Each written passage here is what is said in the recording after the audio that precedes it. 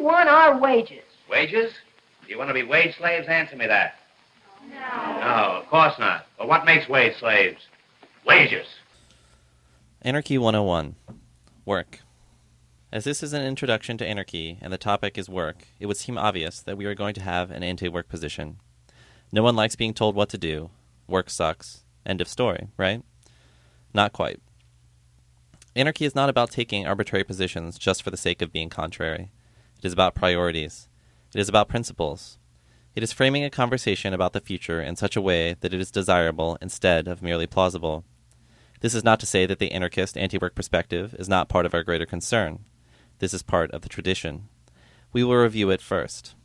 The basic anti-work position usually refers to compulsory work, a job. The logic follows this sort of line. Since anarchists have a political philosophy that extends beyond mere reformation of the system into a deep questioning of the system's foundational aspects, every part of an individual's life should be called into question as part of a political practice. If there's going to be a, quote, revolution of everyday life, we have to examine the counter-revolutionary life. That life looks like drudgery, commuting to a career, underemployment in the service industry, and education as the quest for higher wages are all the real ways in which people work in the 21st century. All the old-fashioned ways of drudgery, repetitive tasks on assembly lines, pulling resources out of holes in the earth, the science of efficiency management, breaking big rocks into little rocks, etc., still exist too. If these are the choices available to us, and by and large in this world they are, then it is easy to understand an inclination against work. Socialists, of which many anarchists number themselves among, have a barely more liberated view of work. They tend to see it as essential, who we are, and not consequential, what we are forced to do, which means that their rhetoric around work is conflated with discussions about social change and human nature. If, as the argument goes, the proletariat, or working person as a class, is the engine for social change, then the argument against work is an argument against the proletariat. Therefore, most socialists are not interested in a criticism of work because it is seen as contrary to their project of social change and of their understanding of people as workers. Some influential anti-work writing includes Paul Lafarge's The Right to be Lazy, Bob Black's The Abolition of Work, Raoul Vanderheim's The Decline and Fall of Work, and Jim Haynes' Workers of the World, Unite and Stop Working. Another important anarchist tradition, along with an anti-work perspective, is that of anarchist participation in the labor struggles of the late 19th and early 20th century. Anarchist involvement in the labor movement can be traced to its very beginnings. The International Workingmen's Association, or First International, formed in 1864, was an organization composed of a variety of social groups and labor unions throughout Europe, and included anarchists.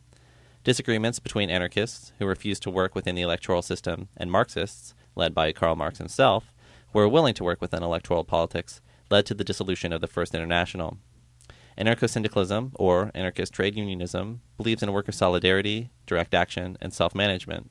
It has been the most activist of anarchist tendencies. Anarcho-syndicalism has been connected to the social struggles in the United States, mostly through the Union Industrial Workers of the World, and Spain via the CNT. Anarchist trade unionism has lost much of its momentum, as has the labor movement as a whole. This is related to the skilled trades being automated away, shipped to countries with more draconian policies regarding unions, and the co-option of the labor movement.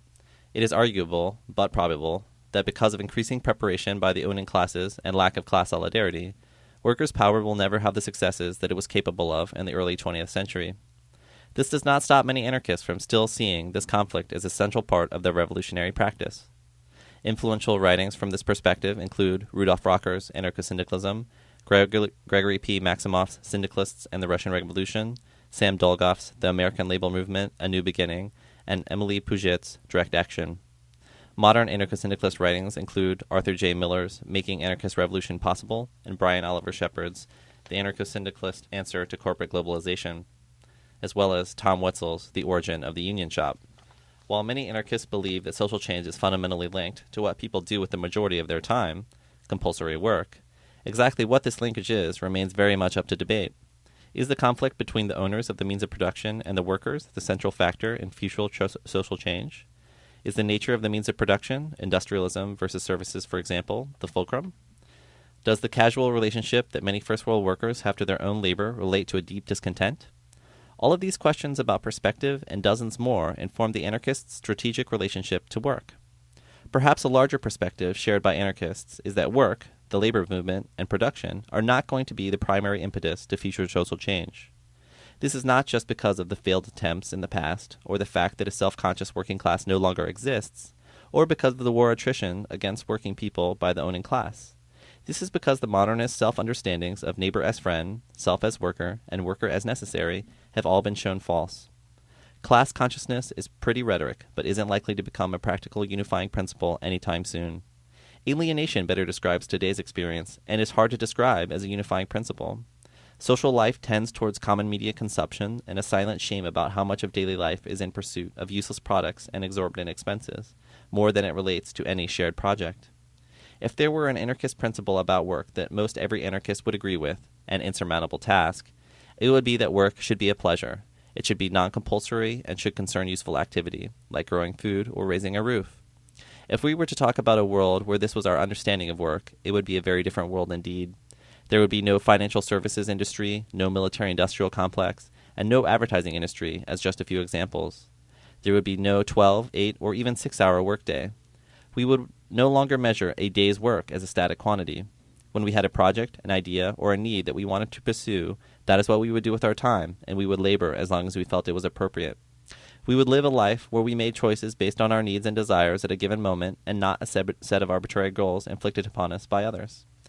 As with other visions about an anarchist future, this is a qualitative leap from the world we live in today.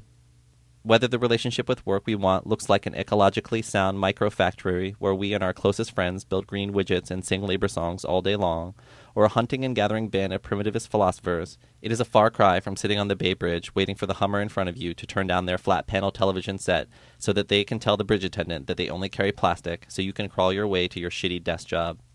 If we are going to radically reevaluate the role that work takes in our social, productive, and spiritual life, we are going to have to abolish the way that we work now. This may not look like past efforts at social change. There may be no marches on Washington, or no speeches on church steps. It may be that social movements in the future look less like unifying for a righteous common goal and more like a shared distaste.